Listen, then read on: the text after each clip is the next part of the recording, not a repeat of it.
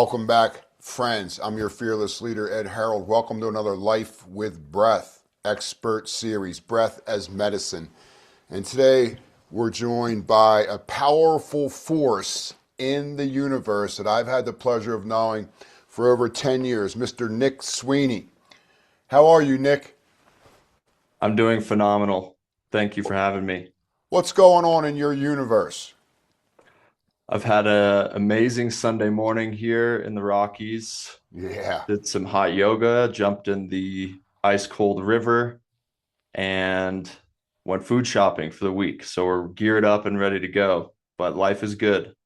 I tell you, either you're preparing to succeed or you're preparing, not preparing, and you're going to fail. So preparation is really important. Yes, exactly. 100%. So I met you about 10 years ago in Aspen, and your mom was interested in breath, and you were a high level cross country skier, you and your amazing brother. And you guys came down to the club, and we started learning about breath. And I don't know, that might have been the first time that you ever heard anything about this breath stuff. It was, and you have been the singular breath coach that I've ever had throughout my entire life. I don't have any certifications. I haven't worked with any other breathwork coaches. And I think it was more than 10 years ago, Yeah. honestly. I think that I was likely 12 years old or so. I'm 28 now. And I remember being super, super impressed. And a new light bulb came on when I realized that I was able to influence my state because you walked us through every session you would walk us through. We would do some really hard cycling on the spin bikes, Yeah. and then you would have us fall asleep Yeah. like right away. And I'm like, whoa, that's, I was actually, as a young kid, having a hard time sleeping. Mm. So I started using those sleep patterns that you gave me back in the day, and it worked. And that stuck with me, through my whole ski racing career.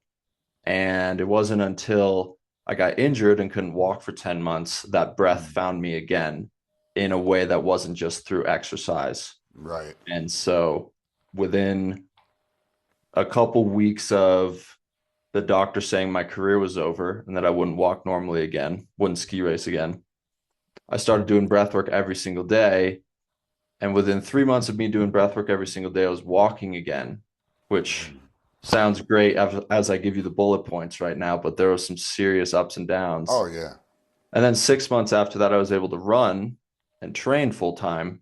And a year later, I was racing again at national championships. So the breath has stuck with me throughout my entire life as it has with everyone else. But I have been able to bring some more consciousness to it and understand some codes you gave me, some codes you gave me last year, some codes that I discovered on my own that have been profoundly impactful in my life. Yeah. You're a big energy guy, and if there's not big energy, you're not interested. And that's really great to be around because everybody feels it. It's like a vortex. And gathering more energy. When you think about when you were younger in the cross country career that you had that high level of competition. I mean, there's a lot of sports out there. Cross country skiing is a lot like crew rowing. Like every time you go out, you light your body on fire. Yep. I mean, Physical torture. and it's such a metaphor for life. To have those experiences at a young age and push through those blockages, to push through that pain, and continue to strive for perfection. In the eye of adversity. And that's not for everybody. Yeah, I'm still uncovering why it was for me, what drove me. I know Yeah. of some things, but yeah. I don't know how you guys can keep going. I mean, you just come off the starting line and you're a few minutes into it and you're already on fire. and you just keep getting deeper and deeper and deeper inside yourself. And it seems like you get swept away into this consciousness, and you either, fight it or you accept it or however you want to do it. But it's just, one stride at a time. And it's an amazing, spiritual thing too, to push through. And, it's just an unbelievable thing to watch, Mm, folks to be able to do that. And, for me, having the opportunity to teach some breath work around, a cardio experience like cross country skiing, it was a big honor for me. it's pretty hilarious that I went around, call it 18 years of doing a cardio sport, and there wasn't a single coach that ever mentioned breath work or how to breathe during a sport that is the most cardio intensive sport in the world, cross country skiing. No one said, "Oh, breathe this way when you pole plant, breathe this way when you're doing this part of the motion, load Right. up on oxygen when you're on the downhills." No one ever spoke a word of that kind of thing. And I was lucky to have a few codes from when we worked together when I was younger. But it kind of did get lost in the sauce where I was not thinking about breath as in terms of manipulating breath. It was Right. kind of just go move your body as fast as you can, and then inevitably you're going to be breathing in a really like kind of horrific sounding way. But Yeah. uh yeah, it's just I think that it's a missing link for all athletes, all humans. 80 to 90% of all humans are breathing incorrectly. And Yeah. it's not just the speed or the duration, but the mechanics as well. And the mechanics is something that never I just uncovered in the past year. And Yeah. so it's really fascinating. Yeah. The biomechanics around breath and then the biomechanics around any sport or anything we're trying to do, is closely linked to rhythm and, performance. And, uh, I just remember like not only were you guys, great athletes, but you were fine young men. You were gentlemen. You were kind. Uh, and I was always impressed. Thank you. Thank you. I appreciate that a lot. So, in the sport world, I've been in the game a long time. It's still the first inning. There is so much ignorance around the breath and what it can bring to training, endurance training, sprinting. It's all right there, in the nose, in the brain, in the heart, the spine. I look back at my life and I think about my athletic career, being a professional marathon swimmer and all sorts of other athletic endeavors, whatever the sport was I was all in. And I think about all the thousands of hours that I put into it. And, I still suffer. I still have self-doubt.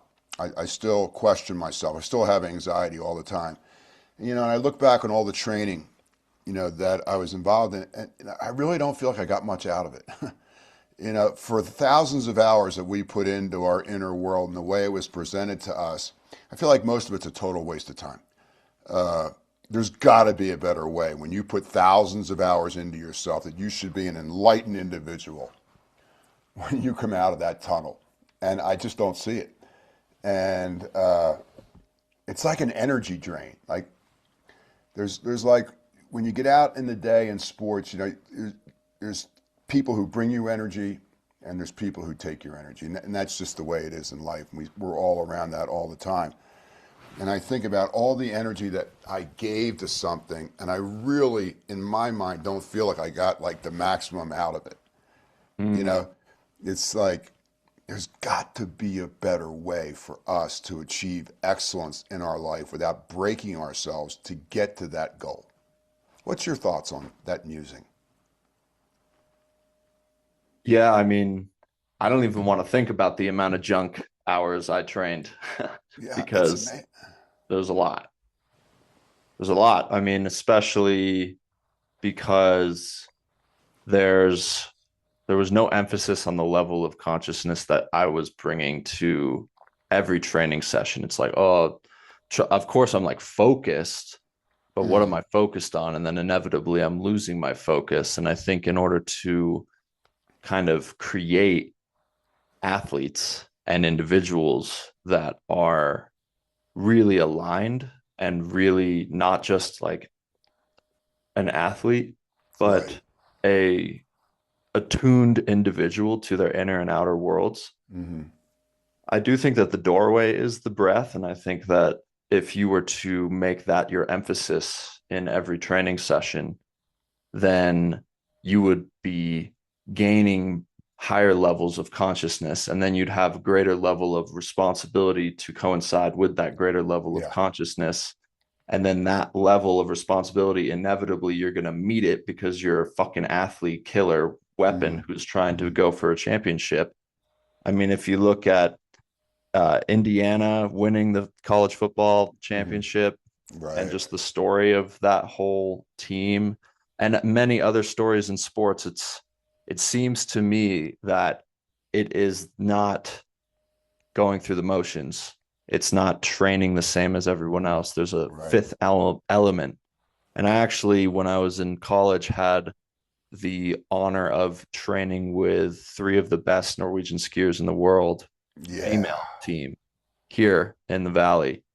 And after we trained together, which was like like 4 by 30 minutes uh threshold session, which was just a Oh, lot, but I went and looked at her training plan. She showed me her training log. This is the best cross country ski racer in the world at the time. mhm, And I look at it and I'm like, this is the same fucking thing I'm doing. mhm. This is the same thing I've always been doing. This is the same training plan that every Right. single training plan it was that I've ever seen. So then what's the differentiator? And in Nordic skiing, it's easy to say, oh, it's just your engine, it's your VO2 max capacity. But if I look back on my own career and look back at all the junk hours I spent listening to music or podcasts or not thinking about my technique, every stride that I strode was not as powerful an adaptation stimulus as it could have been. It Hmm. wasn't catalyzing adaptation as much as someone else. And so I see the best guys in the world, and it seems like not only are they training, they're training the same hourly on paper, but their focus on their technique is way more than what I was applying. Right. And I wasn't applying my consciousness as much to my technique. And I think this goes for breath work too. I didn't apply my Sure. consciousness to my breath mechanics for years, and it fucked me up actually. And now I'm unwinding that screw. But to answer your question, there is this X factor that is trainable Hmm. for athletes and for individuals, which I really think is a level of awareness. It's all a function of mindfulness. More Yeah. mindful I am of my technique or my training or my energy or my breath or what my intention is for the session, then the more I'm going to get out of it. Yeah, that's a great answer, man. I think so much of the training, I didn't know better at the time, but I think it was presented to me as fear based. It was almost like don't trust your body. Like get yourself into a mental state where you've overcome like a certain distance, and then you're going to feel comfortable in that distance, so you can go that distance again. Like you're proving it's a double negative. Like it's a totally codependent relationship where everything is fear based, and you're using fear to try to create positivity, and it's not going to happen. Like you didn't take one stride in your head.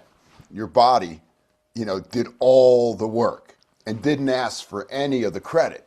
It was right there for you, in the present moment all the time.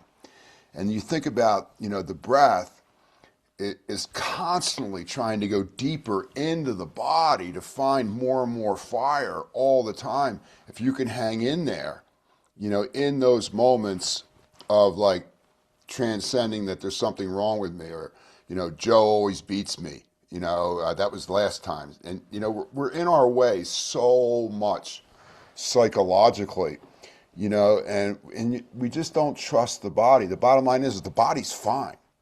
It's the psychology of the head that kind of gets in the way.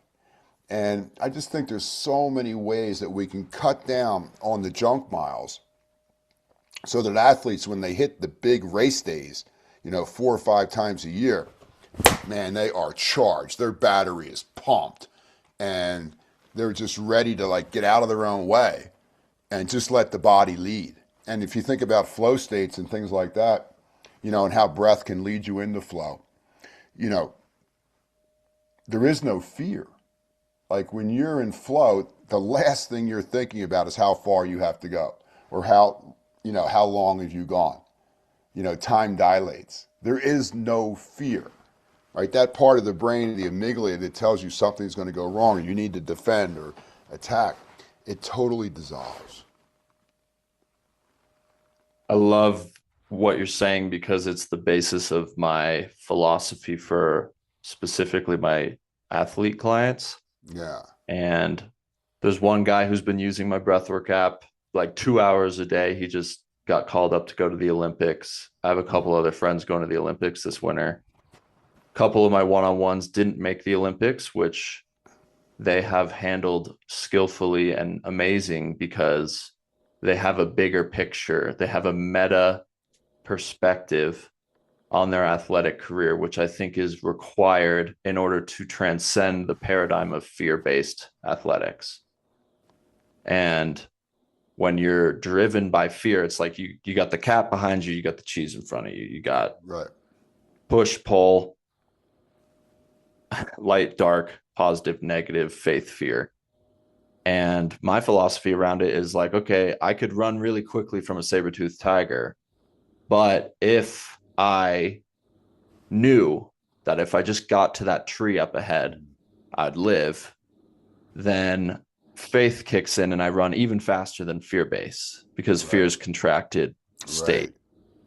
And they've proven this with the mice in the jars of water where Yeah. they drowned a bunch of mice and then they tried another round of mice, and the mice that they were right before they drowned, they picked them out and dried them off. And then they threw them back in. And now the mouse is thinking, if I just keep swimming, they're going to pick me out at some point. And they swam like double as long. Mm-hmm. So faith is the meta perspective as an athlete that you need to adopt if you want to ascend to the next level of competition, because otherwise you're going to get stuck into a zero-sum game paradigm where there's only one winner every race, only one winner every game or match. And that means that there's going to inevitably be a lot of losing. And the problem is that when athletes nervous systems create meaning out of a loss or out of a win, you're really playing with fire. Yeah. Attachment. Yeah. And so for my athletes, I'm of the belief that the ultimate peak performance state is one when you are fusing faith and fear together. You're alchemizing fear, Right. lead into faith, gold, Right. nuclear fusion energy. And when an athlete steps up to the plate at a competition, it's almost like a slingshot is being pulled back. Yeah. And a level of fear in the body is going to be the level of tension in the slingshot. Yeah. And you go to the Olympics for the first time, that slingshot's going to be pulled back far. Way back. Because you're like, I've never been to the Olympics before. And this tension and the depth of the draw is symbolic of the amount of fear you have. Right. And if you don't have faith, you'll never let go of the slingshot. Right. It's great to have a slingshot that's drawn back really far, but if you don't have that metacognitive paradigm, if you don't have faith in something greater than yourself and a bigger intention, a bigger reason why Right. You're never going to get the chance to pull back and the tension's going to snap. It's too much. But if you do Beautiful. let go, then you can soar and you can fly. I love that, man. You know, I notice great athletes like yourself, they tend to draw the pain closer. You know, they want to get a good look at it and then they use it. Whereas, you know, the average athlete pushes pain away and continues to push pain further and further away. And it just makes it stronger. It makes it more of a blockage of really getting into the excellence. You know, the great athletes are like, you know, where's the pain? Come on, let's play. What do you got, pain? And they use that. And they begin to see that everything is happening for their benefit, whether it comes as pain or pleasure. Everything in life is happening for your expansion, not your contraction. Buckle up, go for the ride, see where it goes. Mm. Yeah, I love what you're saying because when an athlete, and this has been me many, many times, when an athlete is not wanting to feel the feelings in their body, all of your thoughts are due to unfelt feelings, even if those feelings are feelings of torture because you're Right, in a right, endurance race or something. right, But the thing is then you have those thoughts, and inevitably those thoughts are going to be based on fear, and those thoughts are super mentally inefficient. right. Yeah. So, It's such a cycle, man. so Oh, for me, like cross country skiing was really intense because it would give me the most profound meditative flow states of my entire life yeah, because I'm racing and my body is in a state where it's literally thinking like at times it's either getting pulled or pushed. right, But when you're racing, let's say for a 50-kilometer race, that's like 2 hours of full gas, breathing as hard as you can for 2 hours straight, racing. There's a lot of moments where I'm like, fuck that. Like, it right, hurts so much. Like, I don't want to feel the pain. And inevitably it comes up into my mind as a thought, manifests as a thought that is, that was never a good thought. It was right, never once in my entire career a thought that was useful. right, It was always a thought based on fear of, fuck, that person just passed me. right, Holy shit, I'm on lap 6 of 18 right, and I'm right. dying.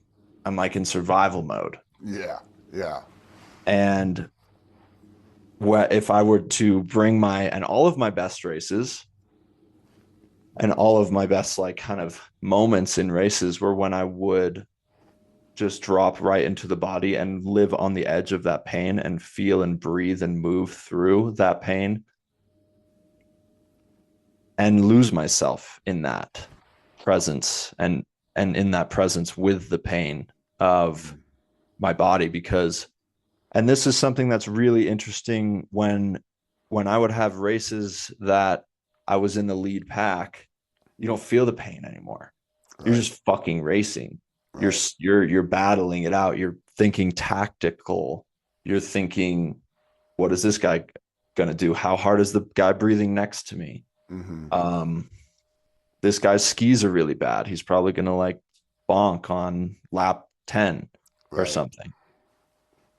But then if you find yourself off the back and you're alone and you're out in the middle of the woods and it's super cold and you've been racing for an hour and a half and everything's cramping, and everything's screaming and everything's burning. right, For me, my immature mind was just like, fuck this. I hate this sport. I hate myself. I'm not good enough. I right. can't like, and I would just turn the screw even tighter and then go even harder and felt like defeated. I felt defeated for Yeah, years. I felt traumatized at the end of my career because of the torture I was putting myself through, not the races, but the mental abuse I would put myself through. yeah, So it's this crazy push pull thing. And what I learned from that is what I tell my clients, which is like, whether the hype is good or bad, you can't believe it. Everyone's saying you're the fucking man because you just won a race last week. Who right, cares? right. Everyone's ejecting into fight, flight, freeze, fawn after a Yeah. race. See if you can hold that tension and not eject and not make a story about it for yourself. Or look at the results sheet for 30 minutes straight until all the charge is gone and that negative feeling goes from negative to neutral to positive. You make a good positive story imprinted on your nervous system about that race. Well, now you're not writing a story of you're not good enough. What are you doing here? Which is what I used to do in my career. So So well said. It's hard to put words to something that comes from the ethers. You know, it's mm-hmm. kind of invisible, and our mind is obviously our mind is invisible. It doesn't show up in the anatomy books. It can't be measured. But where do you think we go in these spaces? You know, where we're just so in it, and we're just like, like where do you think we go? And I don't think there is a right or wrong answer, but it's really interesting. Like, you know, whether it's good or bad or flow or whatever, like what is, you know, is it, it's just these electrical currents in our brain, it's these hormones in our body, but there's obviously so much more than that. Hmm. And I know you have a pretty big meditation practice, which gives you access to the ethers or how this thing, this universe creates and talks to us. Yeah, I mean, I'll skip talking about the crazy experiences that I've had to avoid sounding like a nutcase because I think a lot of people will just scoff. But what I will say is, where do we go when we're in it? I think we just become more in it. And what I mean by that is the Right. quantum field, everything's connected. So you're already in it. So then what happens, in my opinion, in my theory, is that your field becomes bigger Mm-hmm. and you begin to take up more space. You have more influence over the entirety of the field. When you are in a fearful state, you're contracted, your field is small. When you're in a faithful, loving, open, powerful, intentional, and attentive state, your consciousness begins to seep and spread and soak into the field around you. I've always said that the one who is most present on the soccer field is holding the most charge.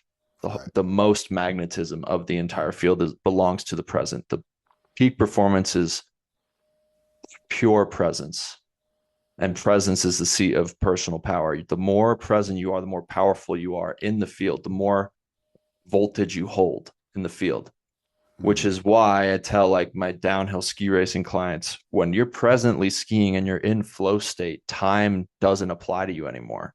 Right. Time shifts. Right. You're able to slow things down whilst things are speeding up Yeah. Yeah. and things are coming at you quicker, but you're in a vortex where you're moving the field Mm-hmm. in such a way through your presence, because I like to see, think of your attention as the cursor on a computer screen, Right. and then your awareness is the computer screen. And so if anyone here is like outside right now, you could go look at a point out in the distance, find the farthest point in the distance and just look at it. And you stare at it and you breathe in. And then as you breathe out, you go peripheral vision. You see the whole computer screen, you see the whole panorama. And once you're acclimated to that panorama, your cursor becomes way more powerful. I'm holding more power over a greater degree of the field. Yeah. Yeah. Stay open, man. Stay Yep. open. You know, whatever it is, like this too shall pass. You know, whether it's, you know, a peak victory or, you know, maybe it didn't turn out the way you thought. You know, there's so many factors, you know, into the present moment, you know, and getting out of that man-made time, getting out of that man-made distance, that surface stuff that we're so attached to, like what we were taught when we were younger, and then getting into that kind of Mother Earth space, you know, winter, spring, summer, fall, whatever makes that high tide and low tide take place, the dance between the sun and the moon. You know, the ancients were big into that, you know, trying to figure out what is our role here, and merge with the power of nature rather than the surface mind stuff, which is always willpower. More is better all the time. And there needs to be that point where we can get out of our own way, so to speak, and it just kind of percolates up, and then you're just invincible. Like you're just at one with the moment. Like the gravity's moving through you like you're a screen door in the summer. Like there's no density to you at all. And it's probably one of the most addicting things on the planet. Like once you taste that, it's like, well, how can I taste that again? Like, dude, hope's not a proven strategy. This is where the breath comes in so important, because you can light that flow burner. You can get yourself into a flow state, with breath control for anything you're trying to achieve, whether it's athletics or, it's all the same stuff inside, whether it's business. Mm. What would you say is your favorite type of breath work to deploy for people to get them to that state? Well, there's a lot of really good science out there about this thing we called flow. It started back with Mikhail Zagensky, the engineer from Czechoslovakia, who first brought the flow thing in the 70s. So there tends to be, getting grounded in the body, and there'll be some sort of resistance in the body or the mind, and there's a breakthrough where you're breaking out of like a black hole. So for me, it was always, getting grounded with diaphragmatic breathing, getting into the body, and then layering in the ocean sounding breath, so creating some resistance on the inspiratory and expiratory muscles, adding some breath holds, then some fast breathing. So you're raising your heart rate up and you're creating some fire inside. There's resistance to that. And then bringing the heart rate down with alternate nostril breathing, bringing yourself into autonomic balance, synchronizing both nasal channels so you create an anatomy in the brain so both cortexes can talk to each other equally. So, once you learn the alternate nostril breathing and you do it with your fingers, then after a while, you don't need your fingers. You can use your mind and just concentrate, inhale, up the right nasal channel into your left frontal lobe, and then inhale up your left nostril into your right frontal lobe. You don't need your hand anymore. So you can use your mind to do that. So, like for athletes, when you're out there in the heat of battle, if you want to go faster, right, you're going to need sympathetic charge. You're going to need cortisol. So we know that the right nasal channel is based in sympathetic nerve endings. So if I just take my mind and I concentrate that I'm just inhaling right nostril, left brain, exhaling left nostril, damn if your body doesn't go faster without you asking your body to do it. And then once you've reached your desired speed and you want to hold that pace as long as you can with the lowest heart rate, then just concentrate that you're inhaling up your left nostril into your right lobe, which is based in parasympathetic activity, serotonin, dopamine, and you will actually cruise longer with a lower heart rate. So there's many ways that we can manipulate the brain by using the mind based on specific breath experiences that have been on Earth for thousands of years. I love that. That's awesome. That's really something I've never heard before. Controlling it with just your brain, which nostril. I think a lot of people listening probably don't even realize they can breathe in through their nose and their mouth at the same time. Yeah, yeah. There's as many ways to breathe as there is stars in the sky. It totally blows my mind. I mean, I've been doing this for so long, and there's stuff that I haven't even touched yet. It's just not come to my awareness yet. And I think we all need to give ourselves permission, to be a lab rat. You are the lab rat. Try things out on your own. Find a mentor like yourself and go out and practice. Get the fundamentals. Get your K through 12, but then give yourself permission to try on the mastery of you in your own unique genetics and expand, your skill sets that way. Like, don't be like me. Okay, I'm going to give you all that I got. But at the end of the day, you got to be you. You're unique. Give yourself permission to try different things. Don't be so rigid with the breath work. You know, the breath's going to tell you everything you need to know if you'll just let it talk to you. Mm. Yeah, I was letting it talk to me yesterday because I went on a 4 hour ski for the first time in a long time, like a marathon ski. And I brought half a water bottle and a fruit stick, and I was bonking at the end, pretty hardcore. And I was just noticing I was really not. It's such an interesting thing because it's kind of a paradox. Like the more pain I go into, the more it feels like I'm not in my body, but in my body simultaneously. It's like I'm almost can get to a point in my brain where I'm disassociated from the pain in my body, but in a flow. Hmm. It's a very interesting thing that I'm trying to figure out. But for the first time in a long time, I was just letting the breath be an indicator to me. How hard am I going right now, actually? Exactly. Where's Exactly. what is it trying to tell me right now? Right. I love that because, you know, when I watch my breath in my mind, I've got like a dashboard on my car and there's a couple gauges. And when I watch the length, depth, and pace of my inhale and exhale, nasal, mouth, whatever it may be, it's giving me all the information I need. Basically, what's my RPMs, what's my heart rate, what is my level of exertion? Am I metabolizing fat? Am I storing fat? Am I using glycogen for my brain? You know, is glycogen in my body? I don't have as much glycogen as fat stores.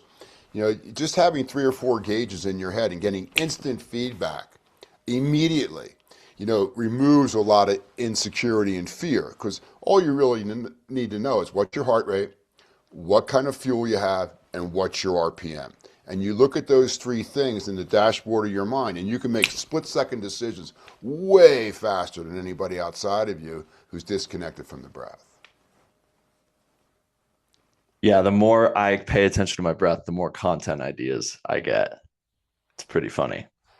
Yeah, yeah. And, you know, it doesn't even matter if you're an athlete. You know, let's talk about the similarities between like the athlete and the CEO, somebody who's running the business. Well, there's a lot of similarities from the clients that I've had that have both been CEO, founder, entrepreneur, Right. solopreneur, and then athletes. And I think that the what's interesting to me is that I think everyone was born with a certain sort of level of activity with Hmm. their nervous system. Some people are more sympathetic dominant. Some people are more parasympathetic dominant. Right. Doesn't mean that one's better than the other or more Exactly. productive than the other. But I think that there is the general misconception that being calm, being Buddha like is the antithesis of striving and peak performance and success. And what I have found is that when I work with these guys, it's quite simple. It's quite easy to see that they're running based on fear. They usually come to me because they can't talk to their wives, they can't talk to their kids, they can't talk to the C-suite, they can't talk to anyone I else. love it, man. And so they're these fucking workhorses with screws, bolts around their heads screwed really tight. And they're so far up in their ego Mm. and they're not connected to their animal anymore.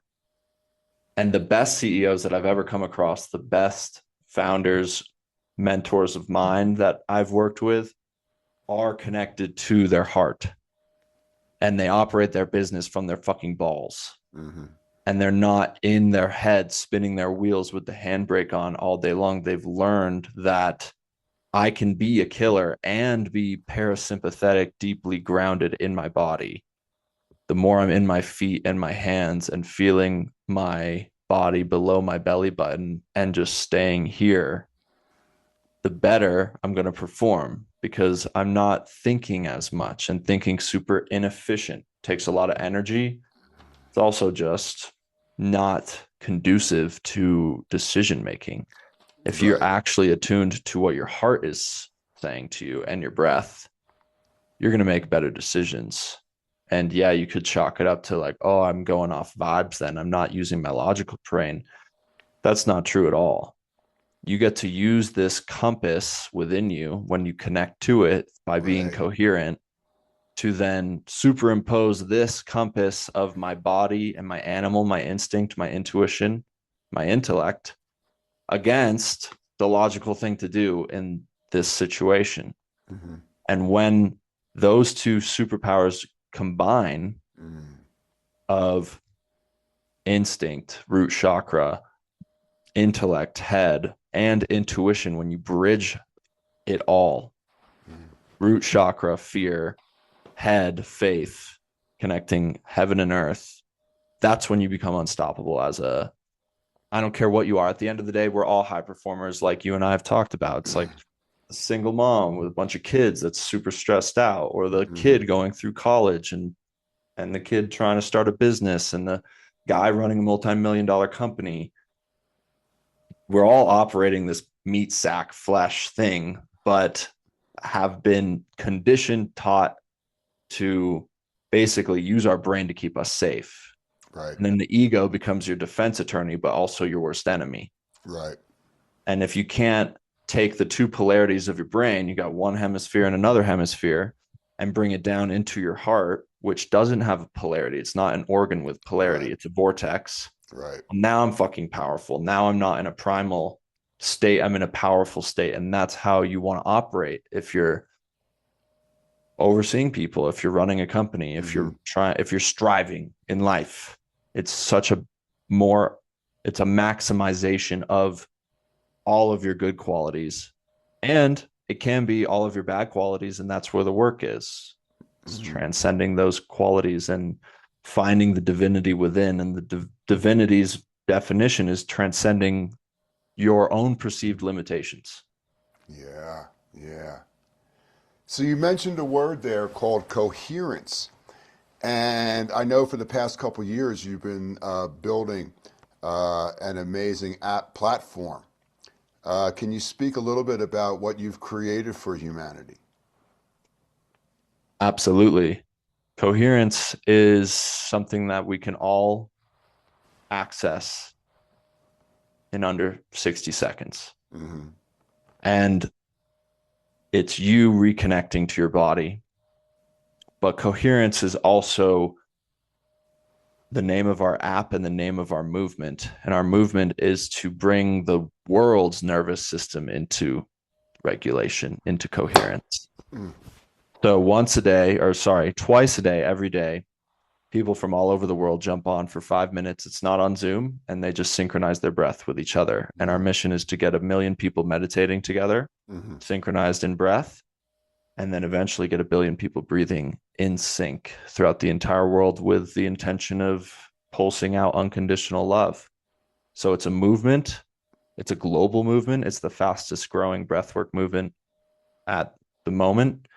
And it's also a simple tool in your pocket. So it's like a breathwork coach in your pocket. You can instantly change your state, instantly know what type of breath I should do for what outcome. And like you said earlier in the podcast, it's so important for us all to charge every breath with belief. Yeah. I believe that if I breathe this way, I'm going to feel better, or I'm going to perform better, or I'm going to be more calm, or I'm going to heal myself. And when you placebo hack your own breath, magic and miracles can happen. And we're not claiming to do that as a company. We're not a miracle company. We're just pointing you inwards, making you realize this is an inside out game, not an outside in game.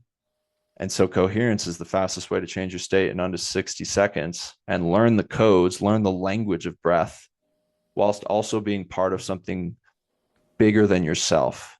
We're all connected. The quantum field is one field. We are all part of it. And a lot of people in this day and age, yesterday, the Epstein files came out. Yesterday, agent bot farms are going on. It's like people feel helpless, and people also want to be part of something. That's why people go to the gym. Even though they're listening to their music, they want to be together, but alone but together. And that's what we're providing as a solution to basically shift collective consciousness. Can we create a escape velocity situation where so many people from around the world have a certain intention and it is pulsing into the field and changing the planet? And so that's our mission. Billions will breathe, and it's on the App Store. It's called Coherence. And it really is just something that doesn't feel like it's about me. It's not about me. It's not about my brother. It's its own vehicle now for humanity. And that's how I'm treating it. That's how I'm seeing it. And every single business decision I make around this, I deduce down what is the quickest way to get 1 billion people to breathe. Mm-hmm. So mass meditations, mass synchronized breathing events, whilst also everyone on their own time regulating themselves, coming into coherence, coming into alignment. So that's what we're all about. That's just amazing, man, for a young man your age to have that type of vision. You know, you can't have a vision like that unless you've been humbled, you know, unless you've been put up against the wall yourself and you've grown from that and you've used this amazing emotional appreciation for gratitude. So, my man Nick, God bless you, man. Seriously. Like, you're getting people to believe in themselves. And there's no higher calling than that. My reason for being, and I'm honored to be here. Well, you know, believe is be life or be live. Like be, it's not do. You know, we're human beings first. We're human doings second. Somehow that's got kind of switched around where it's all about do. And I'm all for doing. But what am I being when I'm doing? You know, is it something that's going to allow me to sleep tonight? You know, have a little, you know, level of consciousness. You know, be your finest version of yourself. There's so many times in my life where I judged, and you know, all I do now is just forgive myself. You know, every moment of our life, we're doing the best we can with the skills that we have and the level of energy that's available to us. So, you know, these young athletes like you see and young founders and people that have made it, you know, they've got a huge relationship with being humbled. They've got a ton of gratitude because they know they didn't do this alone. They have a ton of help. And when it's not gratitude, they forgive themselves and they're right back in the game. And the breath is right there with them. So you're doing a lot more than just the coherence thing.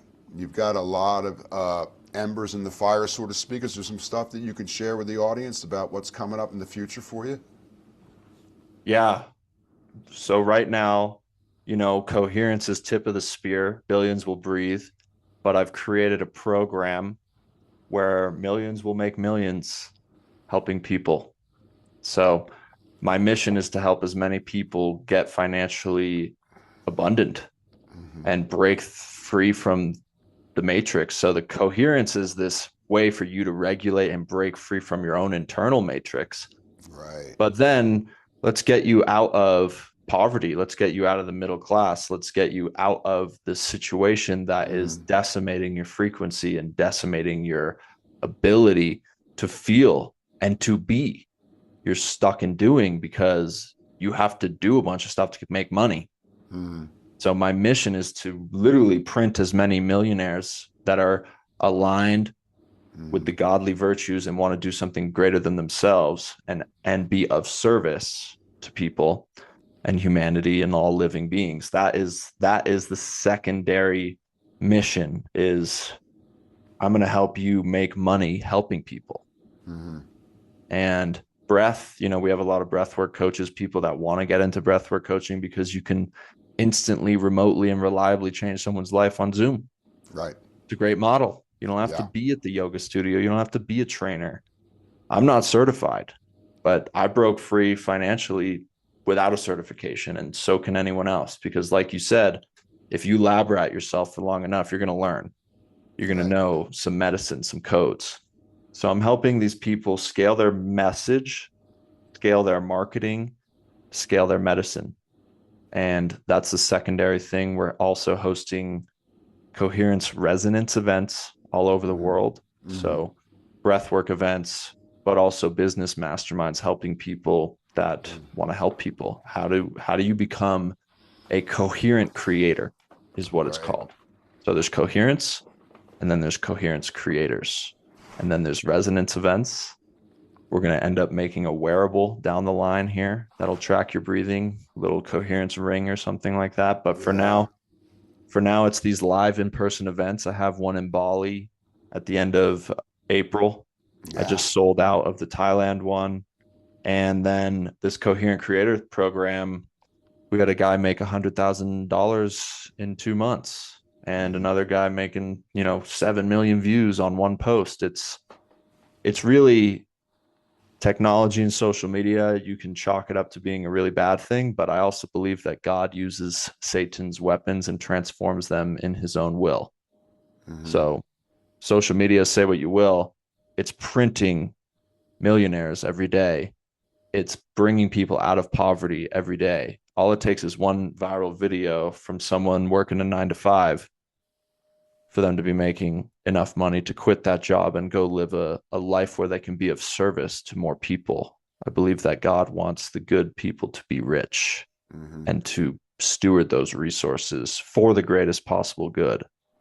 And I aim to use what I have been given to help other people. I've realized, yeah, I'm a breathwork guy, but I think in systems. Mm-hmm. I think in business systems, I think in nervous systems, Mm-hmm. I think in systems, and that is what people are missing, especially Mm-hmm. people maybe not like you and I, because we come from athlete training system background, but there's a lot of Mm-hmm. people that have incredible, phenomenal medicine that Mm-hmm. just can't figure out the business side. And so my aim is like, look, this is how you do it. It's actually really simple. Step by step by step by step by step. Now you're making 50K a month and you can do retreats. You can do an app. You can do events. You can host mass meditations. You can help people en masse heal. Mm-hmm. And so I just want to give more firepower to the side of the light. I mean, I was defiantly screaming out into the ether in the ice this morning in the river at those fucking Epstein fuckers because I'm just like, there is this, I have that warrior vibe, I guess, about me that I'm just like, I get pissed at these Mm-hmm. people, satanic, evil, demonic people. And I'm like, okay, I'll fight fire with fire. You want to use propaganda? I'll use propaganda. Mm-hmm. You want to use, certain messaging tactics to get people to believe in something? I'm going to get people to believe in something. And it's going to be Mm-hmm. something that's going to evolve humanity for the best, for the greater possible good, towards the light. And so it's not just love and light breath work stuff. That is the most important, in my opinion. But it's also like, let's get you rolling. Let's get you free Yeah. financially so that you can hit the ground running and make a real dent in this current lifetime incarnation that you're here for. So that's my mission. I got the two sides of the brain and the heart, and I'm just walking through the fire every day, and it's fun, and I'm blessed, and I live every day very presently, very in my body. If anyone listening to this wants one piece of advice, like of everything we've said today, for me, the thing that's helped me the most is just continually and consciously relaxing into your body, Yeah. always moving the magnet sun of awareness into your Mm-hmm. body. Because scientists just proved like a month ago, we receive thoughts. We don't think thoughts, but if you're thinking all day long, how the fuck are you supposed to receive any divine epiphanies? Right. Right. And so bringing it back into the body and parasympathetic, that's going to give you all the answers. The answers lie within. So that would be my like ultimate piece of advice here is set alarms on your phone, reminding you to go back in. Put a hand on your chest when you're on calls or on your stomach. I just put my hand like this when I'm on calls or Mm-hmm. slow down. Yeah. So I know I just gave you a lot, but I've got coherence, coherent creators, retreats, and all of it I aim to be based in the body. And aligned with what I believe is right. So I'm just doing my best like we all are, and we're all humans. We're not so different from one another, dealing with super similar issues, yet not talking about it maybe as much as we need to be. So I aim to bring this to light and to help people step into their power and help other people. And I think that we don't want to underestimate how powerful we are as a collective when we really coordinate and organize on an intention and on a vision of a new world. Without a vision, the people perish. Right. So this is my vision. Get on the train and let's get some momentum going. And yeah. You know, there's a lot of corruption that's coming to light that we weren't aware of, 5 years ago. The light is winning this battle. Corruption will not stand. It's almost impossible these days to lie. Like when you're in a relationship with someone and you're having this conversation, all of a sudden something goes whoop. You're like, that wasn't the truth, was it? Mm-hmm. And it's not that you want to judge anyone. It's just you'll interact with that person maybe a little differently. But at the end of the day, we live in an amazing time, and folks like yourself, like these young lions, are roaring. And it's hard not to want to be your best when you're around your energy, Nick, and the level of awareness. You have like this grandfather awareness that you're bringing at such a young age. You young lions are roaring and you will not be denied. So for an older lion like me to watch this stuff, it really gets me excited. So I'm just happy to be, someone just watching this thing take place, this kind of, I don't know what you'd call it. It's like a phoenix. It's just unbelievable. And, I wish you every success. And I'm really looking forward to seeing how your career unfolds. It's going to be one for the books. Thank you. Thank you. We are going all out for sure. There's a lot of people out there waking up, a lot of people that are pissed off, a lot of men that are ready to go. And I aim to incite that fire even more. And you're an integral part of who I am. You're an integral part of my mission. You're an integral part of the way that I breathe. And so I thank you for that. It's really amazing. And for anyone listening, be on the lookout for me and Ed. We're going to host a retreat probably in the Rocky Mountains at some point this summer. So be on the lookout for that, because we're going to be doing exercise, breath work, cold plunge, all sorts of fun stuff. It's going to be a really amazing retreat. It's a Perhaps. wake up call, guys. We're waking up. Yep. Nick, thanks so much for sharing your wisdom with our audience today. I really look forward to seeing you soon. Thanks, Ed. Thanks for having me. Thanks, everyone, for listening. Yeah, man. God bless you, brother.